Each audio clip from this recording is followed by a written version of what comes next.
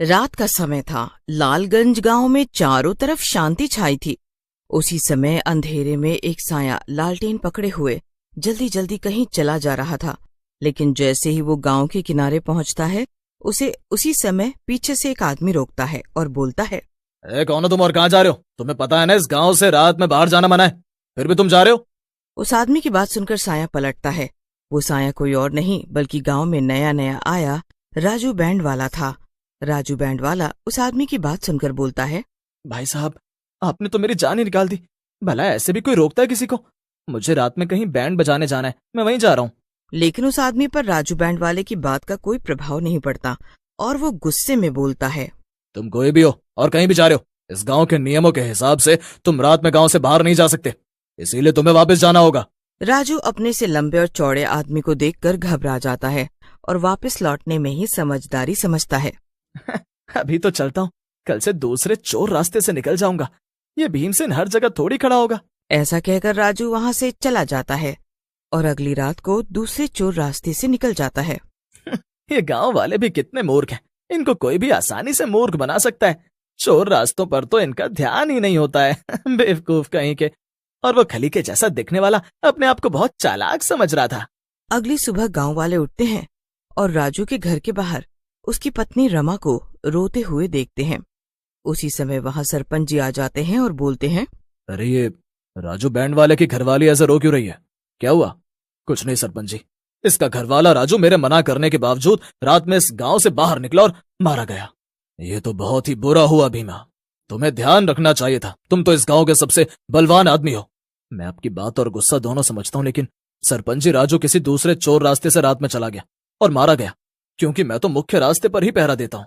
वो दोनों बातें कर ही रहे होते हैं कि तभी राजू के बूढ़े पिता रामलाल वहां आ जाते हैं और बोलते हैं, ये सब क्या हो गया सरपंच जी? मेरा बेटा कहाँ चला गया? उसे ढूंढिए ना, वो हमारा इकलौता सहारा था। अब हम आपके भरोसे हैं। रामलाल की बात सुनकर वहीं खड़े गांव के कुछ जवान लड़के, जिनके नाम सोनू और मणि होते हैं, बोलते हैं, चाचा जी आप चिंता ना करो, हम गांव वाले मिलकर राजू भैया को ढूंढेंगे, क्योंकि अगर इसी तरह से गांव वाले रोज गायब होते रहे तो कुछ समय में इस गांव में एक भी आदमी नहीं रह जाएगा। फिर सोनू और मणि वहां से चले जाते हैं। मणि सोनू से बोलता है, सोनू भाई, आप गांव वालों से बोल तो आए हो कि लोगों को ढूंढोगे, लेकिन आपको पता है कि वो लोग कहाँ हो सकते हैं जो गायब हुए हैं? तुम्हारी बात में तो दम है, लेकिन मुझे न जाने क्यों लगता है लोगों को खो जाना जंगल में बहने वाली नदी से जुड़ा हुआ है।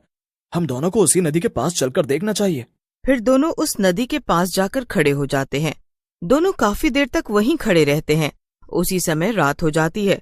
सोनू को भूख लग जाती है। वो मणि से बोलता है, अरे मणि, मुझे भूख लग रही है, मैं कुछ खाने को देख कर आता हूँ। अगर तुझे यहाँ डर लग रहा है तो तू भी मेरे साथ आ सकता है। क्या बात कर रहे हो आप सोनू भाई? भला मैं क्यों डरने लगा? आप जाओ और कुछ खाने को लेकर आओ, मैं यहाँ इस जगह पर नजर रखता हूँ। फिर सोनू वहां से चला जाता है और मणि वहीं नदी के किनारे खड़ा होकर उसका इंतजार करने लगता है। थोड़ी देर बाद ही नदी में हलचल होने लगती है। अरे बाप रे, ये नदी में इतनी हलचल क्यों हो रही है? कहीं इस नदी में मगरमच्छ तो नहीं है? मुझे थोड़ा पीछे खड़ा हो जाना चाहिए। ऐसा कहकर मणि पीछे हो जाता है। उसी समय नदी में से एक बड़ा सा पंजा निकलता है और मणि को पकड़ लेता है। मणि डर के मारे जोर जोर से चिल्लाने लगता है, बचाओ सोनू भैया बचाओ, ये हाथ मुझे नदी के भीतर खींच रहा है, मुझे बचाओ सोनू भैया। उसी समय सोनू भी वहां आ जाता है और यह दृश्य देखकर सुन्न हो जाता है। हे भगवान, ये सब क्या है? ऐसे तो ना कभी देखा ना सुना, इतना बड़ा हाथ। लगता है इस नदी पर कोई शैतानी साया है। फिर सोनू वहां से चला जाता है और एक पेड़ के नीचे परेशान होकर बैठ जाता है। उसी समय वहां पर एक साधु आते हैं। साधु सोनू को देखकर बोलते हैं, क्या हुआ बेटा, इतना उदास और परेशान कैसे बैठे हो? क्या हुआ, कोई समस्या है क्या?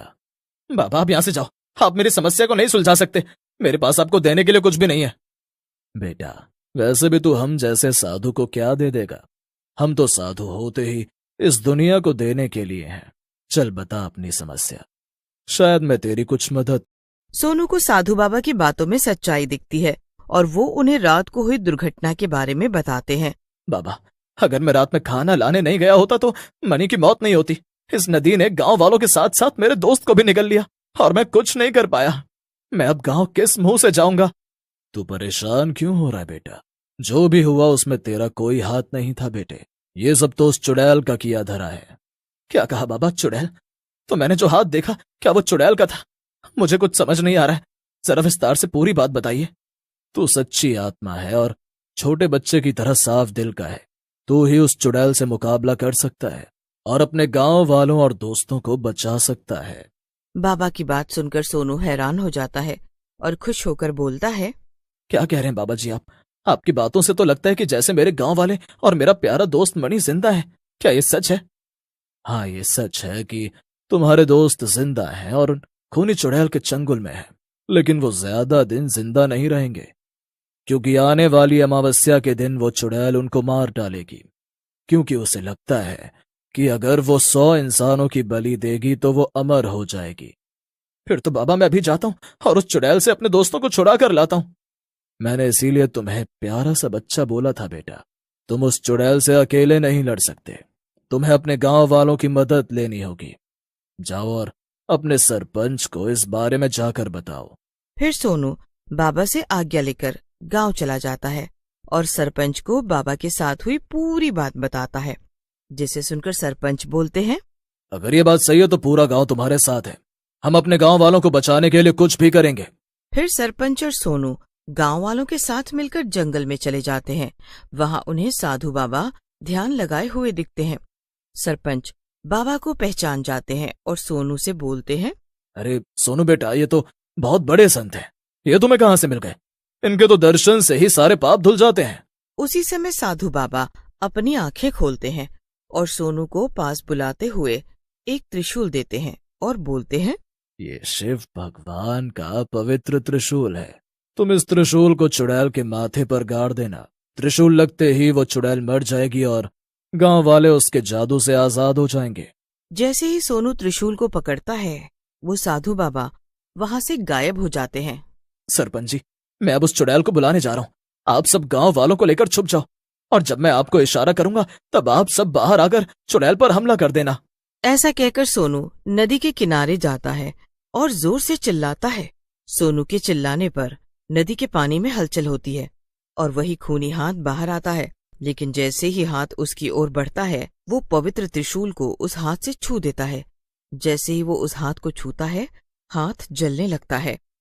साधु बाबा की जय हो, ये पवित्र त्रिशूल तो सच में बहुत ही ताकतवर है। जैसे ही हाथ जलता है, वहां पर एक देवता आ जाते हैं और सोनू को बोलते हैं, सोनू, तुम्हारा शुक्रिया। तुमने मुझे इस चुड़ैल के चंगुल से आजाद करा दिया। मैं तुम्हें आशीर्वाद देता हूं कि तुम इस चुड़ैल से जीत जाओ और इंसानियत को बचाओ। ऐसा कहकर देवता गायब हो जाते हैं। उसी समय चुड़ैल भी गुस्से में बाहर आती है और बोलती है, कौन है वो दुष्ट जिसने मेरे जादू को तोड़ा? मैं उसकी जान ले लूंगी। अपने सामने खड़े सोनू को देख चुड़ैल हंसने लगती है। तो तू है वो जिसने मेरे जादू को तोड़ा? इंसानों की भी हिम्मत बढ़ गई है। चुड़ैल अपने जादू से सोनू को बांधने लगती है। ये देख गांव वाले अपने लाठी डंडों से चुड़ैल पर हमला कर देते हैं। सोनू चुड़ैल के चंगुल से आजाद हो जाता है। फिर सोनू चुड़ैल को त्रिशूल के माथे पर गाड़ देता है। अरे अरे मर गई रे, अरे मर गई। नास मिटो, तुम सबने मिलकर मेरे किए कराए पर पानी फेर दिया रे। हाय रे हाय, मर गई। चुड़ैल नीचे गिरकर मर जाती है और मणि और बाकी के गांव वाले चुड़ैल के जादू से आजाद हो जाते हैं।